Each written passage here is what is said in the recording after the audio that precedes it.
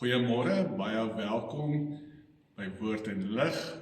Ons het vanoggend weer gepraat oor deel 2 van die verharde hart.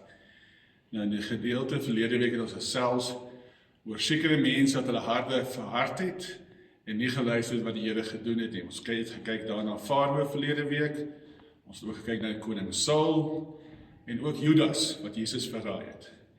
Vandag het ons gekyk na die volgende gedeeltes van waar Esegiel gekom het en geprofeteer het, hoe God die volk gaan bymekaar bring en hulle harte van hart, die klip, gaan verander na 'n hart van vlees. So ons het ook gelees dat dit God al die werk gedoen het, want hy wil graag 'n volk gehad het, wat hy kon as sy eie vat en sy eie noem, en hulle ook die regte manier kon optree. So dat van al die lande af het hy hulle bymekaar gebring. So het ons ook gekyk na die volgende gedeelte in die woord wat hy vir ons gesê het. Mens moet ook so kyk na die gedeeltes wat hy verder gepraat het oor die verharde hart, oor mense wat sy lewens verander het. Ons kyk daarna oor die verlore seun, die gedeelte waar hy sy hart verhard het, hy sy goed gevat het en gaan verspil het. Maar weens omstandighede, en dit wat belangrik is, die omstandighede het teen hom gewerk, maar hy het sy hart verander en teruggegaan na die Vader. En die Vader het hom verwelkom.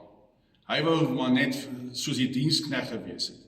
Hy wou nie die seun gewees het, maar die Vader het ook gesê, jy is my seun.